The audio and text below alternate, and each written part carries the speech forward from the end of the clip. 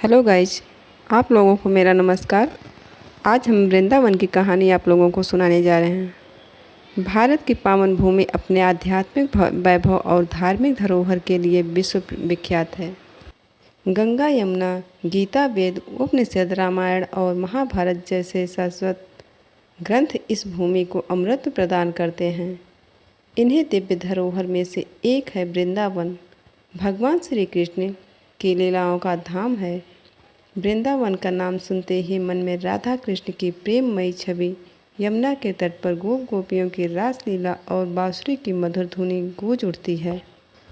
कहा जाता है कि यह स्थान केवल भौगोलिक क्षेत्र नहीं बल्कि भक्ति, प्रेम और आत्मा की शुद्धि का केंद्र है। यहाँ का वातावरण भक्त को श्री कृष्ण के दिव्य प्रेम से जोड़ देता है। वृंदावन शब्द दो शब्दों से बना है, वृंदा और वन। वृंदा का अर्थ है तुलसी देवी, वन का अर्थ है जंगल।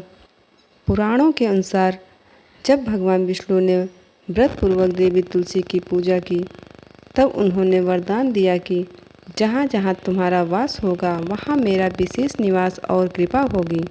उसी कारण से तुलसी को वृंदा कहा जाता है। मान्यता है कि यमुना किनारे एक समय पर घना वन था जिसमें तुलसी के पौधे असंख्य मात्रा में पाए जाते थे। उसी वन को वृंदा का वन कहा गया और धीरे धीरे इसका नाम पड़ा वृंदावन। वृंदावन और श्री कृष्ण की लीलाएं। मथुरा के कारागार में जब भगवान श्री कृष्ण का जन्म हुआ, तब उनके पिता वासुदेव उन्हें लेकर यमुना नदी पार करके गोकुल पहुँचे और नंद बाबा के घर उन्हें सौंप दिया। गोकुल में कृष्ण ने अपना बाल्यकाल बिताया, लेकिन जैसे जैसे कंस के अत्याचार बढ़ते गए, नंद बाबा अपने परिवार सहित गोकुल से निकलकर वृंदावन आ बसे।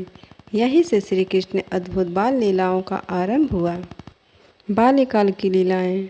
वृंदावन में कृष्ण ने अनेक अद्भुत लीलाएं की, जैसे कि पूतना वध।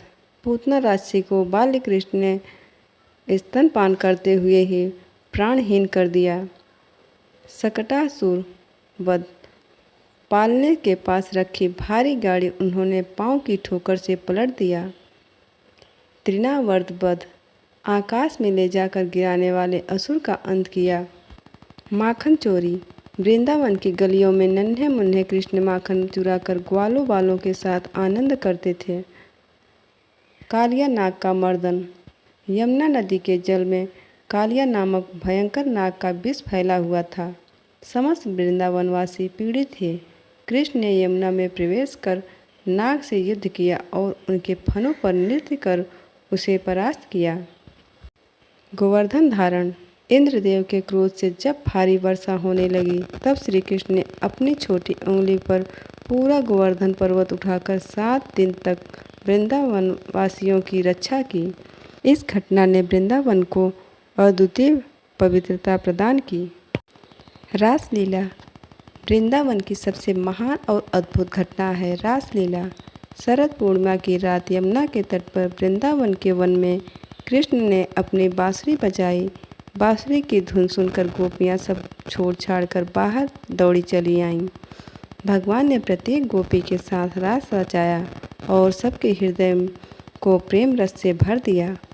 यही रासलीला वृंदावन की आत्मा है। वृंदावन का धार्मिक महत्व।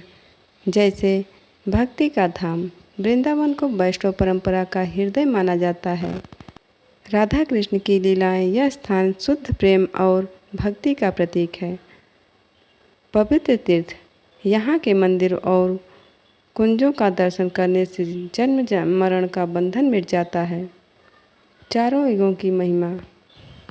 स्कंद पुराण, पद्म पुराण और भागवत पुराण में वृंदावन की महिमा का वर्णन मिलता है। वृंदावन के प्रमुख स्थल, जैसे बांके बिहारी मंदिर। वृंदावन का सबसे प्रसिद्ध मंदिर, यहाँ बिहारी जी की मूर्ति स्वयं प्रकट हुई थी। राधा रमण मंदिर, यहाँ श्री गौड़ी वैष्णव परंपरा का प्रमुख केंद्र है। राधा दामोदर मंदिर, जहाँ जीव गोस्वामी जी ने साधना की थी। श्री कृष्ण बलराम मंदिर, आधुनिक समय में विश्व भर के भक्तों का आकर्षण है। सीताराम मंदिर, रंग जी मंदिर, मदन मोहन मंदिर, गोविंद देव मंदिर आदि। यमुना घाट, विशेषकर केशव घाट और कालीदह घाट, निधिवन, जहाँ आज भी रात्रि में रासलीला होने की मान्यता है। संतों और भक्तों की परंपरा। वृंदावन में समय समय पर महान संतों ने जन्म लिया और भक्ति का प्रचार किया। महाप्रभु चैतन्य, जिन्होंने राधा कृष्ण प्रेम को जन जन तक पहुँचाया। सूरदास, अंधे भक्त कवि, जिन्होंने श्री कृष्ण पर हजारों पद रचे। मीराबाई, कृष्ण प्रेम में लीन राजकुमारी।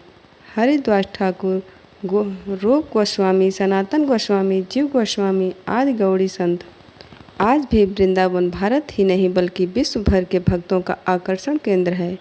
यहाँ प्रतिदिन लाखों श्रद्धालु आते हैं। विदेशी भक्त भी यहाँ की भक्ति और साधना में डूब जाते हैं। वृंदावन केवल एक तीर्थस्थल नहीं बल्कि यह प्रेम और भक्ति का धाम है। यहाँ राधा कृष्ण की अमर लीलाएं, संतों की साधना और भक्तों का प्रेम आज भी वातावरण में गूंजता है।